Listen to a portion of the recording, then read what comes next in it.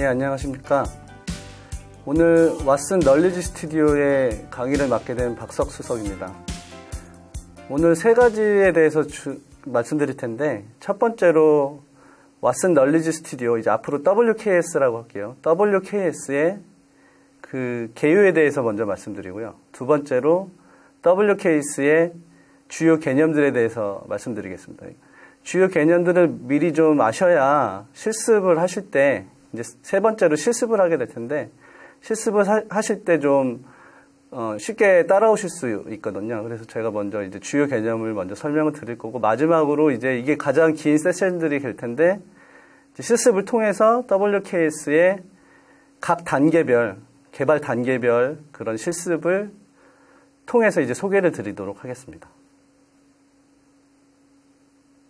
예, 왓슨 널리지 스튜디오의 개요를 설명드리겠습니다. 왓슨 널리지 스튜디오는 비정형 문서로부터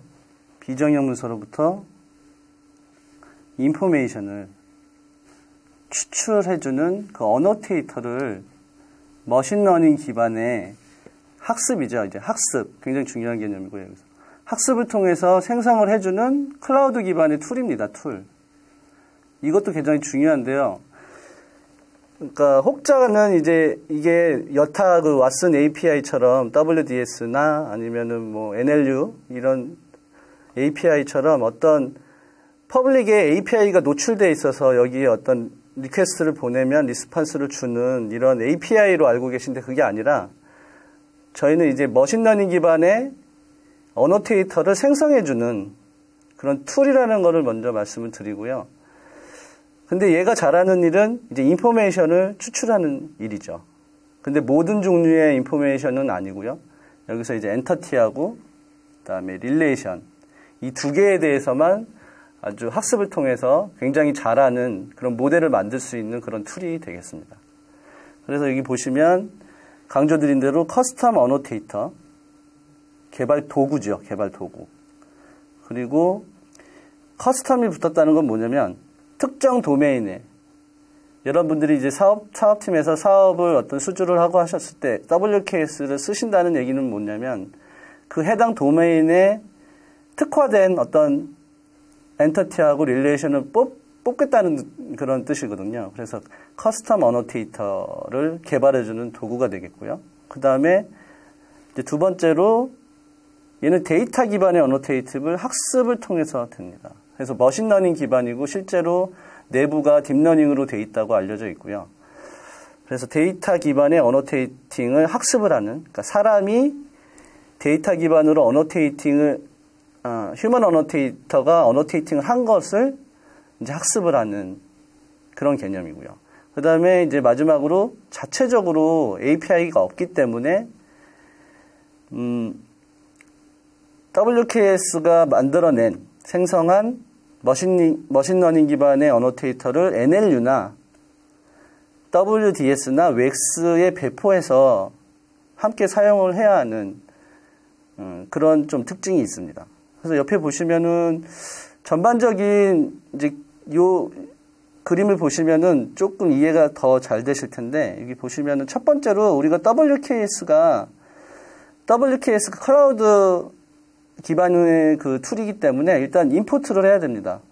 그래서 소스 도큐먼트를 이제 임포트를 하죠. 그 다음에 하는 일이 사람이 어노테이트를 해요. 휴먼 어노테이터가 실제로 여기 보시면 걔한테는 펫이라고, 그 다음에 렌은 이벤트 무브, 그 다음에 스트릿은 로케이션 이런 것처럼 그 해당 단어에 대해서 태깅을 해주는 거죠. 라벨링을 하는 거죠. 이런 것들이 모아지면 이게 그라운드 트루스가 되고요. 그래서 휴먼 어노테이터가 어노테이터를 하게 되고요. 그 다음에 어노테이션 과정이 끝나서 그라운드 트루스가 이제 모이게 되면 트레이닝을 합니다. 해당 모델을 트레이닝을 하고 그 결과로 만들어진 어노테이터에 새로운 언신 데이터, 뉴 도큐먼트를 적용을 하면 그동안에 보지 못했던 햄스터를 펫으로 이제 어노테이팅을 해주죠. 이 모델은.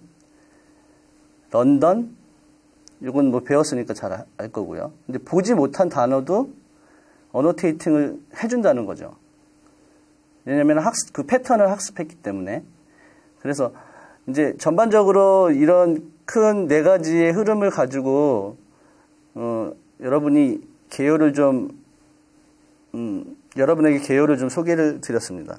다음으로 넘어가서 그러면 저희가 인포메이션 익스트랙션을 해준다고 했는데 인포메이션 익스트랙션이 뭐냐는 것을 좀 설명을 드릴게요. 여기 이제 보시면은 그 unstructured content가 있습니다. 이 내용이 뭐냐면 이게 어떤 세탁기에 대한 세탁기가 고장이 났거나 하여튼 기업에서 이 세탁기를 생산하는 기업에서 뭔가 어떤 문제점이 있어서 보고서를 쓴 것 같기도 하고요. 그럼 이 unstructured content에서 structured 데이터를 뽑아내는 거죠. 이게 information extraction이죠. 그래서 보면 이 제품은 뭐 커맨더라는 제품이고 카테고리는 뭐 이거고 사이즈가 어떻고 모델이 워셔, 뭐 세탁기 같기도 하고요. 컬러는 화이트고 뭐 이런 종류의 그 스트럭처드 데이터를 뽑아내는 것을 이제 인포메이션 익스트랙션이라고 하고 모든 종류의 인포메이션 익스트랙션을 다 하지는 못하고요. WKS는 엔터티하고 릴레이션에 대해서만 추출을 해주는 거죠. 그러면 이제 엔터티하고 릴레이션에 대해서만 익스트랙션을 할 수 있다고 했는데 각각 엔터티하고 릴레이션이 뭔지 잠깐 좀 또 소개를 해드리겠습니다. 여기 보시면 이제 예문이 있는데 John Smith works for IBM. He has been in Big Blue for 20 years라고 돼 있는데 이걸 보시면은 사실 같은 의미적으로 같아요. 그러니까 존 스미스는 he죠. 그 다음에 빅블루는 IBM의 어떤 조직이거든요. 그러니까 결국은 IBM에서 일한다는 뜻에서는 이게 같은 종류의 의미라는 거죠. 그렇다고 봤을 때 존 스미스는 이 존 스미스와 he는 같은 사람이죠. 그래서 이거를 하나로 묶을 수가 있어요. 그래서 이제 뒤에 더 자세히 설명드리겠지만 이 존 스미스 앞에 있는 존 스미스하고 he는 멘션이라고 저희가 부르고 그거 같은 의미를 가진 멘션을 이제 엔터티라고 부르죠. 그리고 엔터티들은 이런 식으로 엔터티 타입이 있어요. 그래서 존 스미스 같은 경우는 person이라는 엔터티 타입을 가지고 여기 IBM 같은 경우는 빅블루 이거 같은 경우는 의미는 같은 멘션이지만 이 같은 의미를 이제 IBM 코프라고 해서 엔터티라고 부르고요. 얘 엔터티 타입은 ORG가 되는 거죠. 그럼 릴레이션은 뭐냐면 엔터티하고 엔터티 사이의 관계를 나타내는 거예요. 그래서 이 정보를 보통 트리플이라고 얘기를 많이 하고요. 얘는 예를 들어서 존 스미스가 IBM에서 일한다는 그런 뜻의 그 릴레이션을 갖게 되는 거죠. 근데 같은 의미라는 거죠. 두 가지가. 서로 완전히 다르게 표현은 했지만 같은 그런 정보를 갖고 있는 거죠. 근데 이제 뒤에서 이제 또 릴레이션을 설명드리겠지만 이 존 스미스하고 IBM이 뒤바뀌면 안 돼요. 그러니까 릴레이션은 순서가 중요해요. 그러니까 존 스미스가 먼저 오고 그 다음에 뒤에 IBM이 오는 거죠. 그러니까 방향이 있다는 거죠. 이렇게 방향이. 그러면은 과거에는 도대체 어떻게 인포메이션을 익스트랙션을 했느냐. 과거에는 룰 베이스로 했습니다. 과거에는 룰 베이스로 했고, 이게 여기 보시면은 이런 텍스트가 있다고 쳐볼게요. 아반떼 하이브리드에서 많이 겪고 있는 브레이크 스위치 경고 등 오류에 대해서 현대자동차에서 묵인하고 있습니다. 라는 문장이 들어오면 이거를 인포메이션 익스트랙션 하기 위해서는 첫 번째로 이제 언어의 종류를 인식을 해야 되겠고, 이 경우는 이제 코리안이 되겠죠. 그 다음에 언어 특성에 따라 형태수 분석을 해야 된다. 형태수 분석을 하게 되면 이렇게 자르죠. 그 다음에 이제 품사 분석을 합니다. 각각의 아반떼는 뭐 고유명사, 하이브리드도 고유명사, 에서는 조사 뭐 이런 식으로. 그 다음으로 하는 게 이제 파싱 룰과 도메인 사전을 이용해서 엔터티하고 릴레이션을 이제 추출을 하는 거죠. 근데 이 추출을 할 때 과거에 그 전통적으로는 룰 기반의 그런 접근 방법을 썼었던 거죠. 근데 이제 WKS는 그렇지 않다는 거죠. 빅데이터를 통해서 학습을 통해 그 엔터티하고 릴레이션을 뽑아내는 어프로치를 가지고 있어요. WKS는. 그래서 결과적으로는 우리가 뽑고자 하는 거는 이제 널리지 그래프 형태의 어떤 그 지식이죠.